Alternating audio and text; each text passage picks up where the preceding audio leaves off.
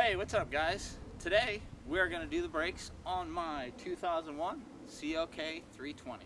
Let's get started.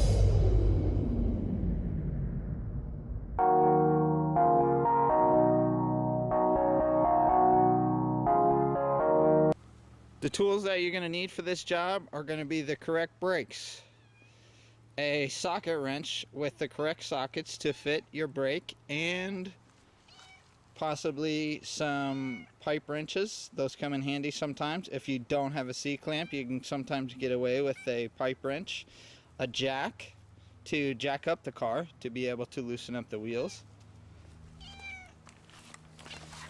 The first thing you're going to want to do is loosen up the lug nuts a little bit before you even jack up the car. It makes it a little bit easier. So, first thing, loosen up the lug nuts. We're going to do one side at a time. You can sometimes do both sides at one time if you have a good central jacking point that you can go up under the middle of the car and jack up the front end at the same time from one jacking point. But for the purposes of what I'm doing today in this demonstration, I'm going to do one at a time, make it a little simpler. So you could also use a four-way lug wrench, but unfortunately this car does not fit the regular four-way lug wrench. I have to use an 18 or 17 millimeter socket, 18 millimeter socket, and loosen these up with a half-inch drive wrench.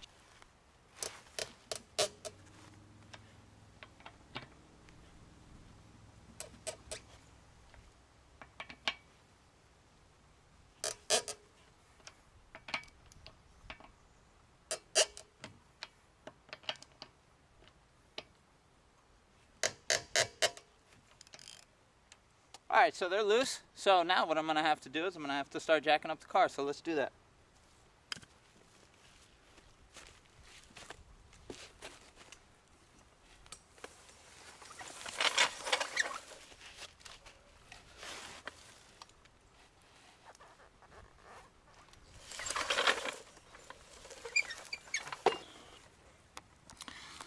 Usually your car will have jacking points. In this case, on my car, it's these little lumps right here. And because I'm on not concrete in the grass or dirt, I'm going to have to use a piece of wood to stabilize the jack so that the front end of the jack doesn't actually sink into the ground. So we're going to do that. We're going to start jacking up the car. And then we're going to go ahead and get this wheel off.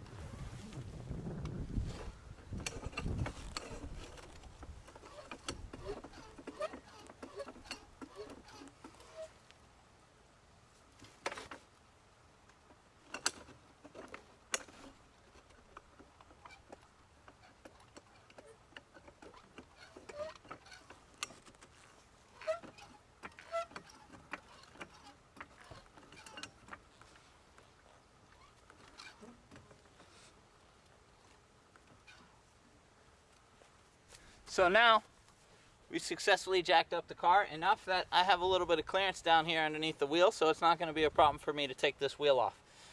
So what I'm going to do is I'm going to go ahead and totally loosen up these lug nuts now. Very loose already because I already cracked them loose. So we're just going to put them all in one spot. That way I know where they're at and they're easy to find later after I go to reassemble everything.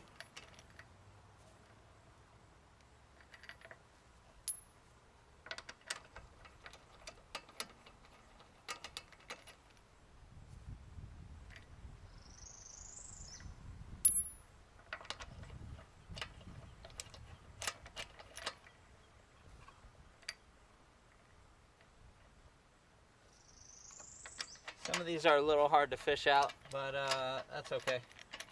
There's an easier way to do it. Bam. That's it. So we got all the lug nuts off, we got the wheel off. Gonna set the wheel off to the side out of the way. So we're gonna do the brakes. So, one thing you wanna know is you're looking for the two bigger bolts that are going to be on the back side of this caliper. Let me show you.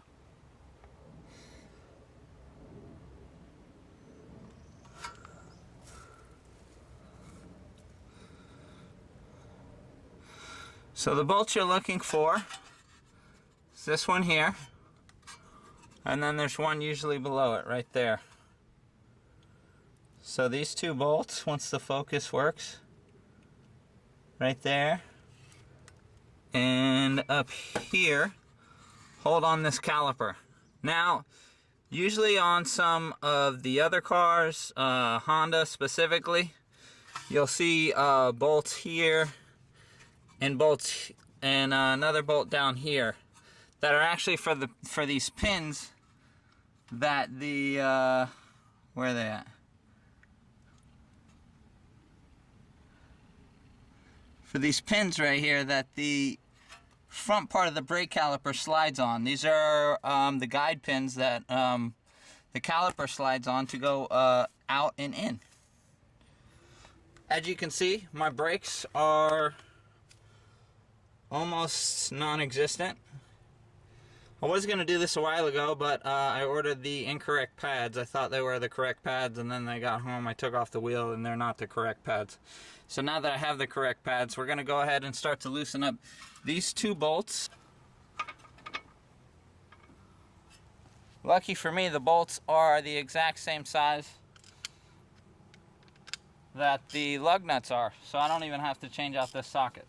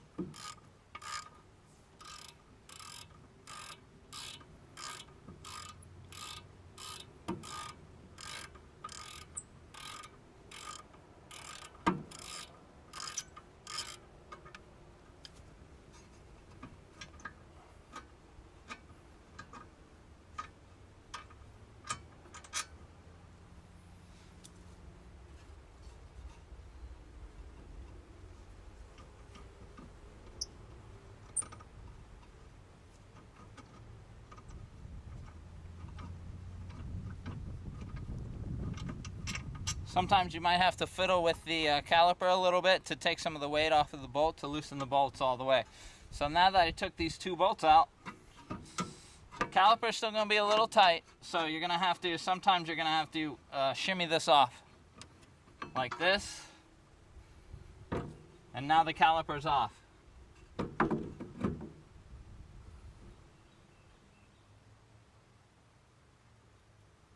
So what I'm going to do is I'm going to pop out the front pad first.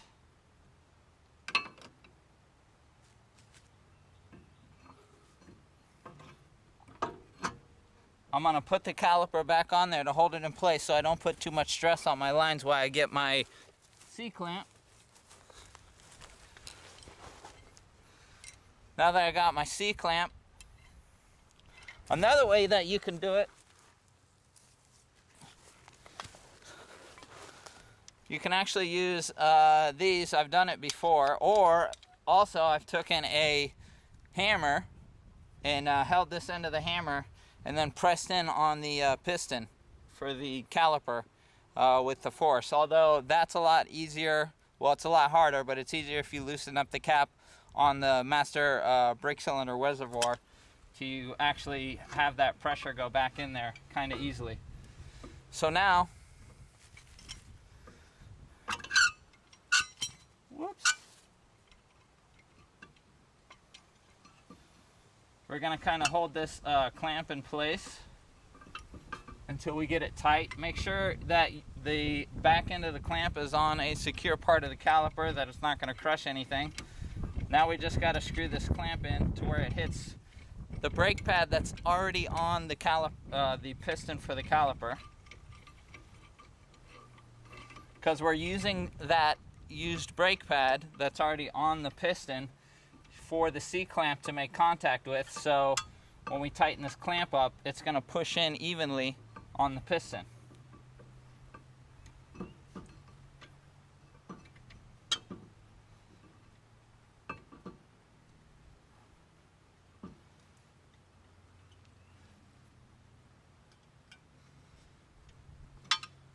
So basically, all you want to do is tighten up the C-clamp where it won't tighten up anymore, and that usually means that the piston has bottomed out in the cavity there, and it's not going to go any further, and that'll give you enough room to put on the new brake pads. So now we're going to loosen up the C-clamp where it's free so we can take it off.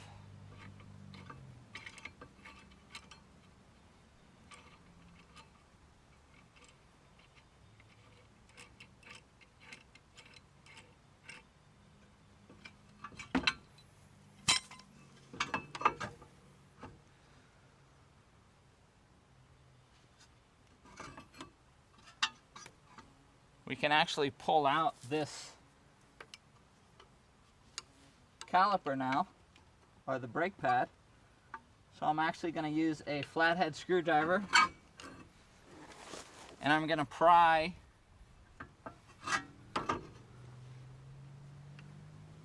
let me show you.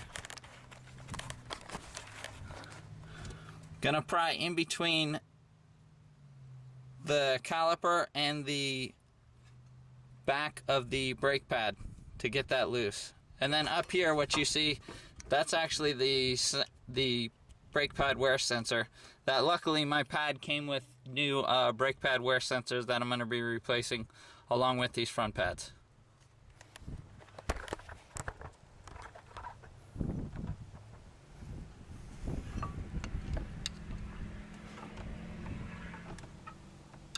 So very gently, I'm going to work the screwdriver in between this point.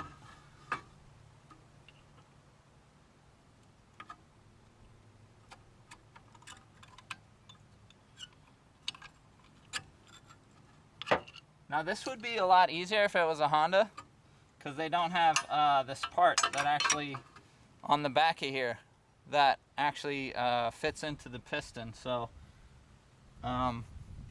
yeah, if you don't have this, then they're a lot easier to come off, but these kind of make it a little bit tighter, sticks to the piston a little better, makes it a little more secure in there.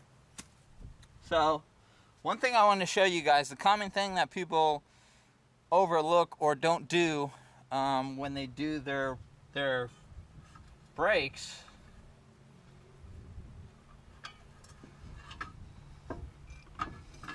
I'm going to pull this front part of the caliper off. So these, what you want to do, no matter which car you have, you want to make sure that these have some grease on them, because what happens is when these don't have grease on them, you'll get uneven wear on your rotor, basically, because the slide is not lubed up enough. So usually what will happen is one side or the other is going to eat into the rotor more than the other because these guides aren't lubed up. So I'm going to go ahead and put a little bit of lube in there.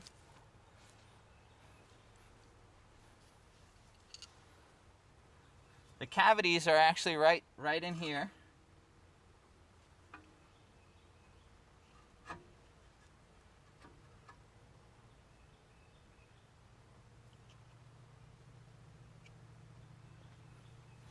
Usually on this car, I'm using any type of grease will work. Extreme, I have just this generic grease I got from Harbor Freight. It'll work. If you can go and get some high temp grease, that would probably work better because the brake calipers do get kind of hot. So I'm just going to kind of finesse some of this in here.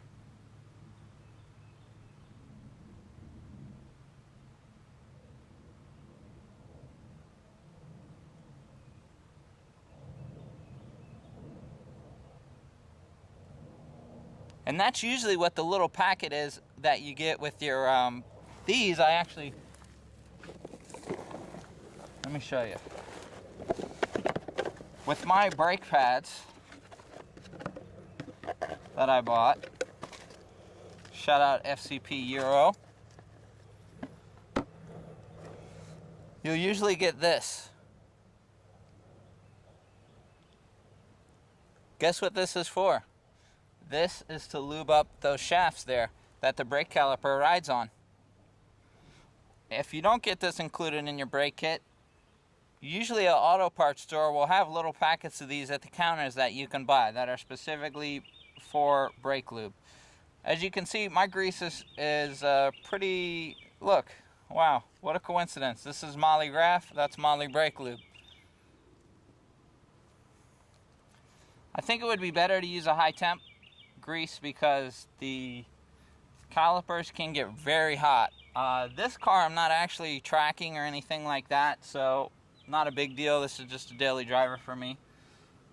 But if I were doing this to a car that I was taking to the track, I think it would be a good investment, instead of using regular grease, to use a high temp grease. That way when your brakes get up there in the temperature, the grease isn't just going to melt and fall out everywhere. It's kind of going to have some more viscosity to it. So I did this side, so I'm just going to do the other side.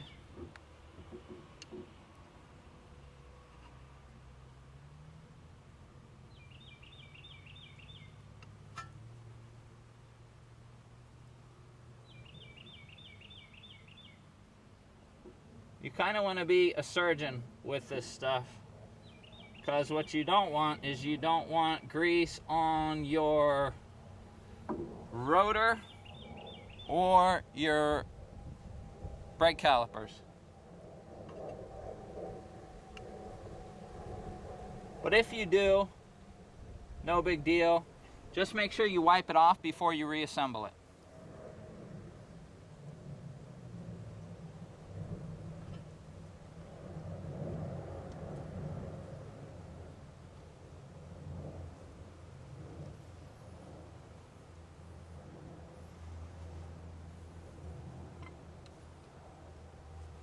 So, I think I got enough in here.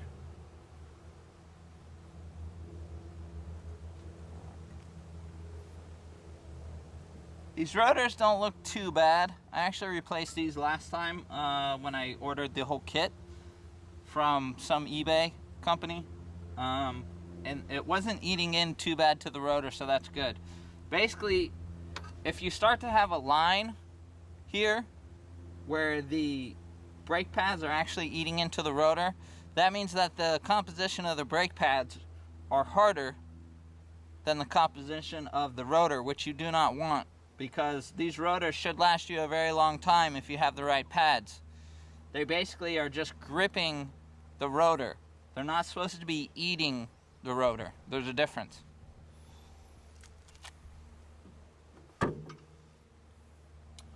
So that caliper's kind of sitting right there. Not going to mess with it too much. I think now I'm going to replace the brake pad wear sensor before I put the brakes in. So these are the old ones. Lucky enough, in my kit I have a set for the front, brand new. So I'm going to put these in. For this car, it's just an easy pull in, pull out. No big deal.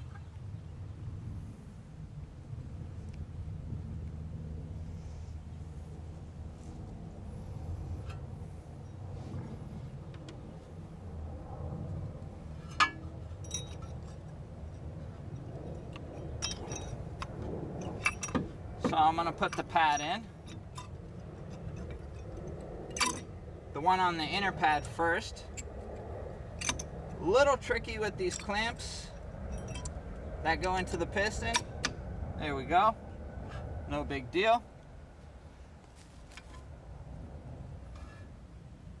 Now I'm going to fish the outer part of the brake caliper in.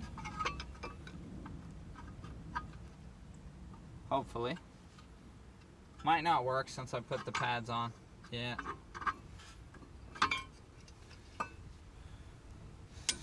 It's kind of it's a really tight fit after I put in the outer part of the brake caliper. But it's not going to go in the other way. So I'm going to have to put this on first.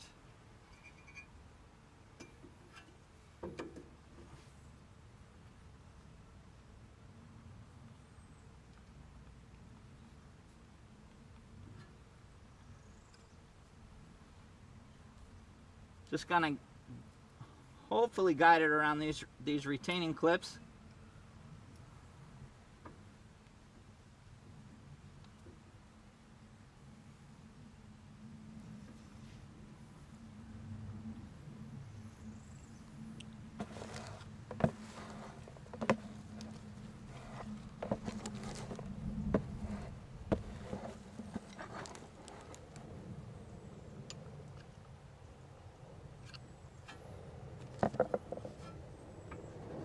Might not work.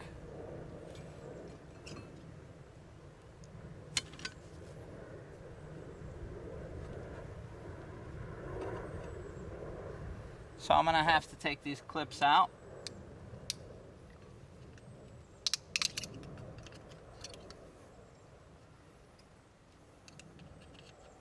Well, this one anyway. Easy fish out.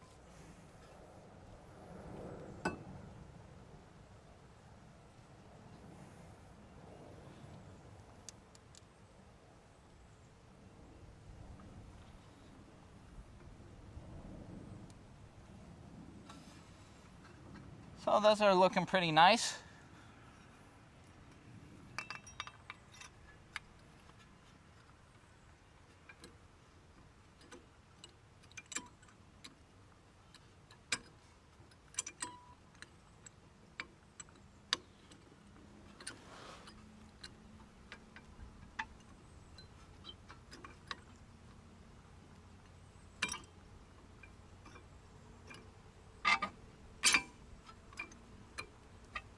They're a little difficult to fish in, but not that bad. Do got a little bit of dirt on my fingers, but no grease. So the pads are a little dirty, but no big deal. It'll buff out.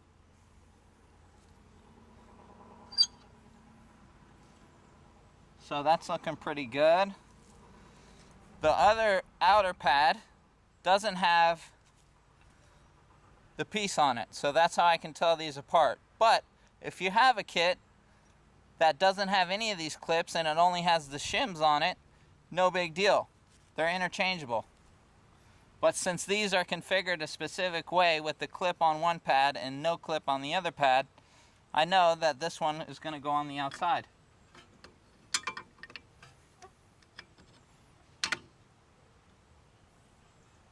So that fits on nicely.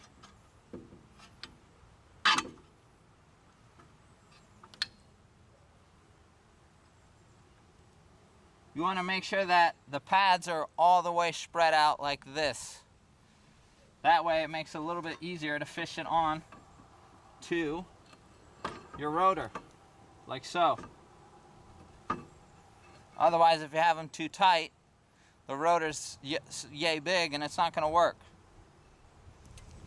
So now, I'm going to put back on this clip.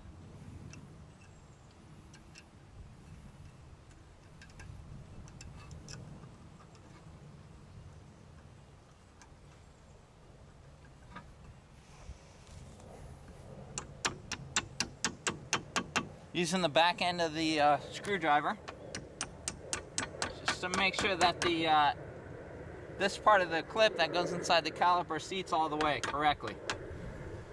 So that's good to go.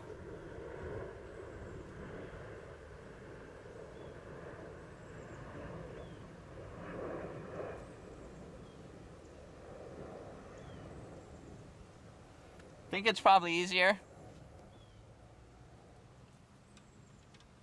to seat on the sensor, the part that actually goes on the caliper first, or the brake pad.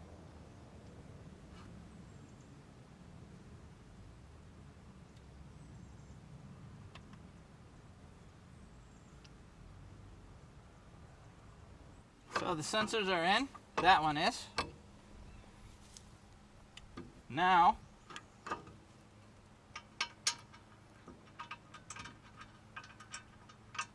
gotta hold up.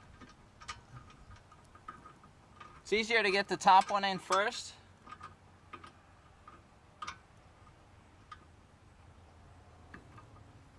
Once you get it seated a little bit, it'll kind of hold it in place.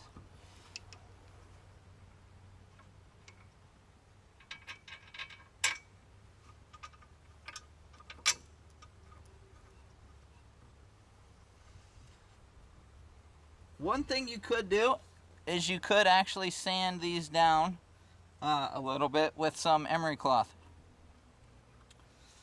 I'm probably going to replace these rotors the next time I do the brake pads, so I'm not going to do that. These will work fine. I don't see too many grooves or heat cracking or stressing or anything like that, so these rotors seem to be in okay shape, besides the fact that they're rusted, which usually happens if you don't coat this with some paint. This will usually happen, which I probably should have did, but these were just some cheapy rotors that I threw on here to get me by, and they seem to be working out so far. So for the sensor, it appears that it goes like that, I think, because I tried to seat it here, where I tried to seat it in here another way, and it kind of didn't work out. So I believe that the channel that this rides in is here. That's why there's an indentation on this pad for a hole. So we're gonna see. If I didn't do this right, then no big deal. I'm just gonna go ahead and look at the other side and see how it's running, because I didn't really mess with the other side yet. This is the only side I messed with. I'm not sure if this is the correct way to put in the sensor. Really, for me, you know, sensors are great, but I working on this car all the time. I'm always looking at my brakes. I'm always checking stuff. So it's really no big deal for me to have brake pad wear sensors. I could honestly take those out, and no big deal for me. But it's a cool little thing to have, I guess.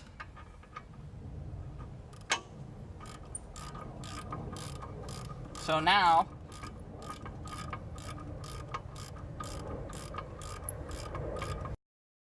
after some examination, that's how the clip is supposed to go, which I got to take off the other wheel and do it correctly on the other side, because it's running in here, which isn't right. And the clip, that's how it's supposed to go. Just going to tighten up the 2 bolts for the back of this caliper, and then this one's pretty much done.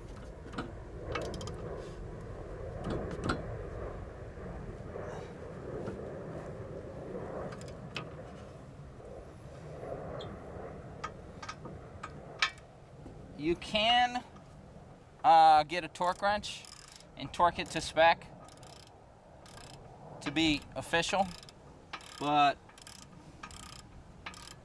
I kind of been doing this for such a long time that I kind of know you just got to make it good and tight.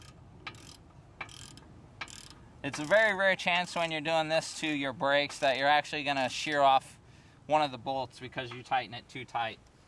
You want it, after you do it a couple times, you'll kind of get a good feel for it. You want it pretty snug.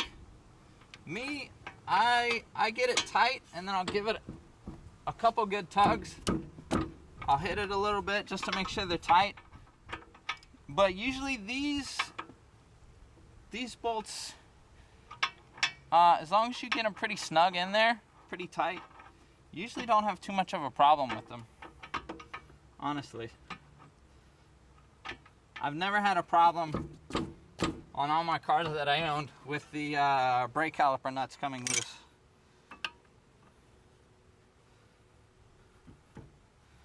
So I'm just making sure that my pads are seated correctly, and that when everything goes to tighten back up, then I'm not going to have any binding or anything like that. These pads look pretty good. Once you start to pump the brakes after you do this, these will the piston will come out and they'll tighten back up, and then they'll seat correctly and no big deal.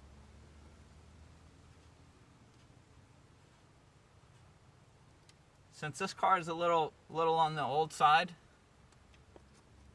some of these grommets that actually hold in some of these hoses for the brake sensor, and what's the other one? The ESP sensor on the hub. So I got electronic skip protection one going to the central hub. Then I have the sensor for the brake wear sensor. These two cords, the rubber grommets, have kind of deteriorated. So I'm gonna go ahead and get some zip ties, and I'm gonna zip tie those in place.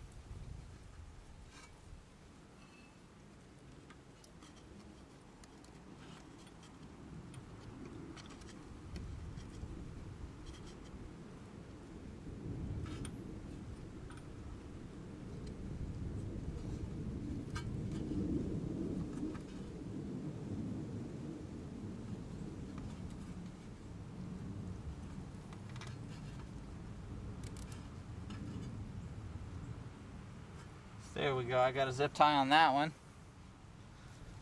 This one's probably gonna need two.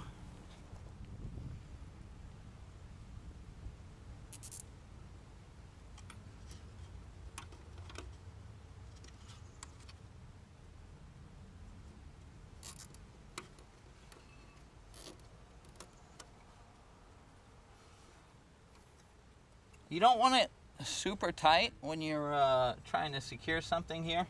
You just want it snug. So what I did here is I put a zip tie around here because the rubber grommets were out there, and then I put a zip tie up here because these were out here. I just want to make sure that these kind of stay where they're supposed to be, but you don't want them so tight to where they're gonna indent the actual hose or anything like that. You just want it to be snug. So this is the new pads, looking good. You want to check to make sure that this they're riding in these channels correctly. This one seems a little loose, but once the piston starts pumping this will tighten back up. That will close back together, and this will get seated correctly. So that's basically how you do it. Pretty easy. Anyone could do this. 1 out of 10, I'd probably rate this brakes as 1.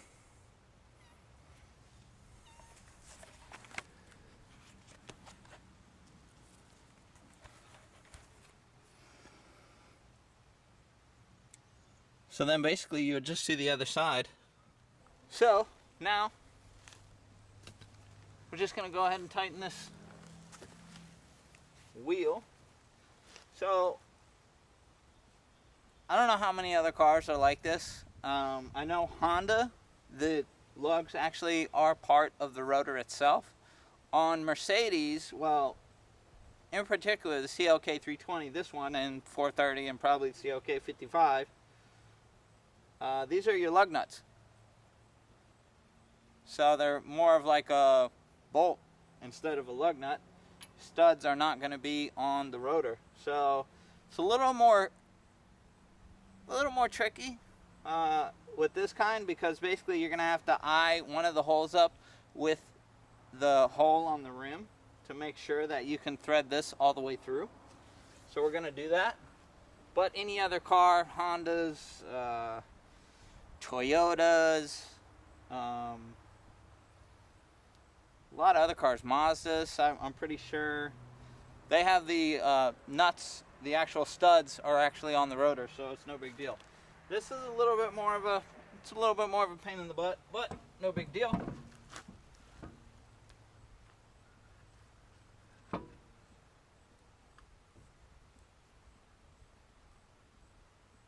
there we go. I've lined up one that I can see. Well, I lost it. There we go.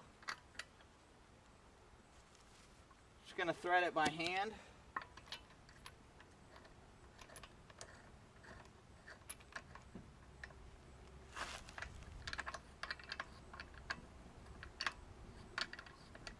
Okay, there we go, it's working. So then I'm going to thread these other ones by hand. Just to make sure that you don't cross thread. You don't want to cross thread. You also want to go in a diagonal pattern when you're torquing anything down.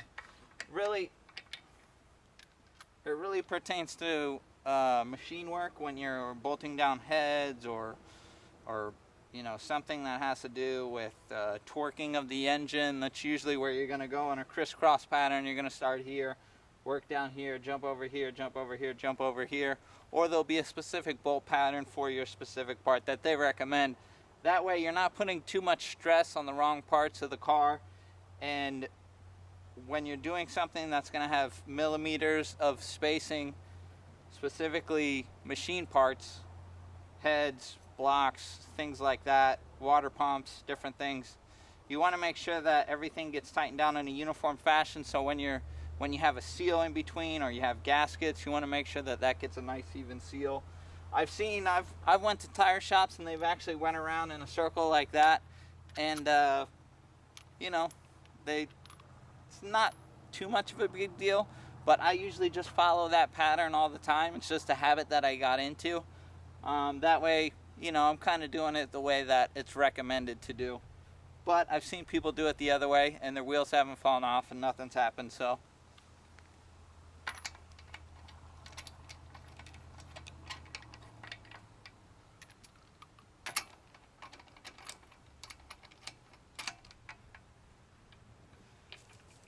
So this is pretty good. All of these are pretty well seated.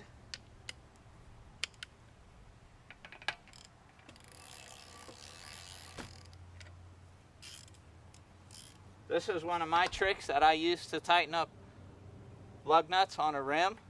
It's kind of, I call it my OG method. You kind of let the rotation of the wheel work for you. That one was pretty tight, so it didn't work. Just basically put the wrench on there, give it a spin, let the rotation of the wheel work for you.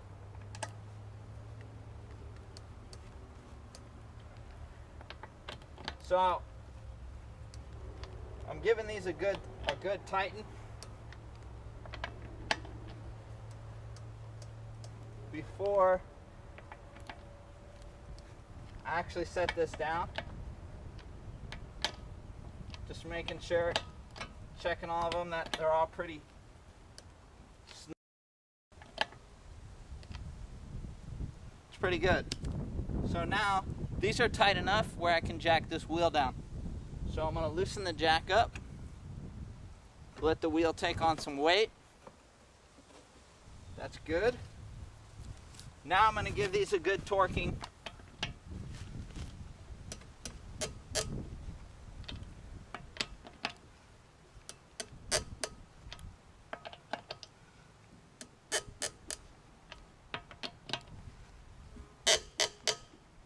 Pretty good. Just want to get these pretty snug. I have a little bit of strength, not super strong, but strong enough that I know that that's well within torque specs of what I ride around with. And then it doesn't hurt actually to, after you do this to your car, tighten them up just like I did. Go for, you know, maybe a little trip to the store, mall, whatever, around the block. And then go back and put the wrench back on them and check them out and see how tight they are. But that's basically how you do it. It's the same thing on the other side, just the other front brake. So no big deal. So that's how you do your front brakes. Super easy. If you have a little bit of time and you would like to do your car, do your front brakes, save you, I don't know how much people charge for brakes nowadays. But I bought the pads. I got lifetime pads from FCP Euro. and the pads were about somewhere around 64 bucks. So basically what happens is FCP Euro works on European cars, basically Mercedes, Jaguar, I forgot who else. They do a bunch of different cars. Unfortunately, they don't do Hondas or Hondas, and I don't think they do Toyotas, unfortunately. It would be an awesome deal if they started doing that for those cars. But they do it for Mercedes and some other European cars. You buy a set of pads. In this case, I bought their, what are these? These are ultra premium ceramic pads. AKE Bono, however you say that, Akibono, whatever. Oh, they're actually, it says they're manufactured in the USA. Huh, crazy. So, you wear them out, you buy another set of pads, you return these old ones, and you get a full refund. So basically you have to make a new purchase for a new set of pads, and then you send back your old pads in the old box, basically go back on your order online, return the old set, put them in the box, and then they'll refund you the money. So basically you have pads for the life of your car, however long you have it. So it's kind of a good deal for me because I do my own pads. So it'd be a little bit different probably if I was paying somebody $60, $70 every time to do my front pads. And then some people don't like to put on parts that you buy. But for my purposes, these work out great for me.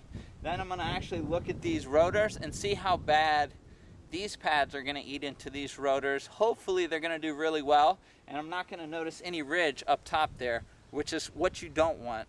I mean, you can still use your rotors if it's doing that, but basically what's going on is you have a rotor that's more abrasive than you have a brake pad that's more abrasive than your rotor, and it's actually going to start eating into that rotor, and that's kind of not what you want. The brake pads should basically just pull the rotor slightly, but not eat into the rotor, because you want it to have grip enough to where it stops, but you don't want it to be so abrasive that it actually starts eating into the rotor. That means that the pads you got are not of good quality brake pads, or maybe you didn't lube up those shafts like I did, and one side's eating in more than the other because those channels on the top there, the brake caliper, are not lubed up correctly. So that's basically how you do it. It's really easy, guys. I mean, anybody could do this. This is the easiest thing that you could start doing on your own car if you have a little bit of time and want to save yourself a couple bucks. No big deal. Thanks for watching, guys. See you on the next one.